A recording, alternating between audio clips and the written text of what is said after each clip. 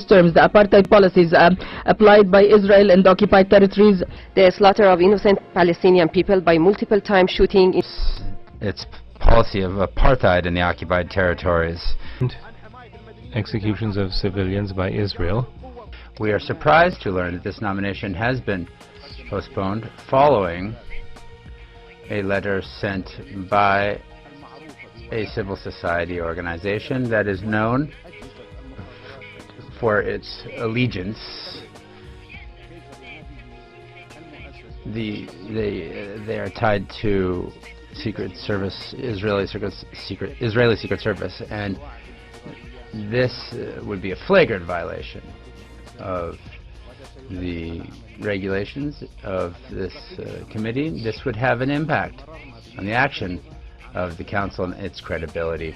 We reiterate that there must be a new rapporteur named according to the established procedures during this session. We will not accept that this nomination be delayed to the next session. I give the floor to the distinguished representative of United Nations Watch. Thank you, Mr. President. UN Watch remains unwavering in our pursuit of a just and lasting peace between Israelis and Palestinians for all peoples in the region to live side by side in peace and security with human rights for all. We support the legitimate rights of both Palestinians and Israelis. We regret, therefore, to see that today's report and the statements we just heard effectively deny that Israelis have any human rights at all. We see a complete denial of the wave of catastrophic Palestinian stabbings, car attacks, and shootings that over 6 months now have killed, injured, and terrorized civilians across Israel. If all human beings are equal, as guaranteed under the Universal Declaration of Human Rights, why is there no mention of more than 200 separate stabbing attacks, 83 shootings, 42 car ramming attacks? Why is there no mention, for example, that on January 18th, south of Jerusalem, a 30-year-old pregnant woman was stabbed and wounded by a 15-year-old Palestinian? Why no mention of 38-year-old Daphna Meir, a mother of 6 who was stabbed to death outside her home in the South Hebron Hills? Here, too, the assailant was only 15 years old.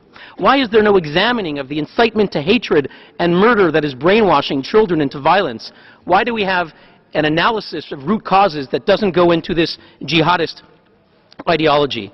Why no mention of those who despicably question Israel's right to exist? No mention that Iran just test-fired missiles which could be used to carry nuclear warheads in violation of Security Council Resolution 2231, and that on the missiles were the words, "Wipe Israel off the face of the earth." We have a point of order request.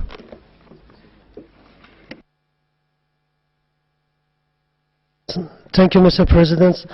I would like to remind to this August Council through you that this well-known NGO is speaking out of agenda of item 7. Thank you.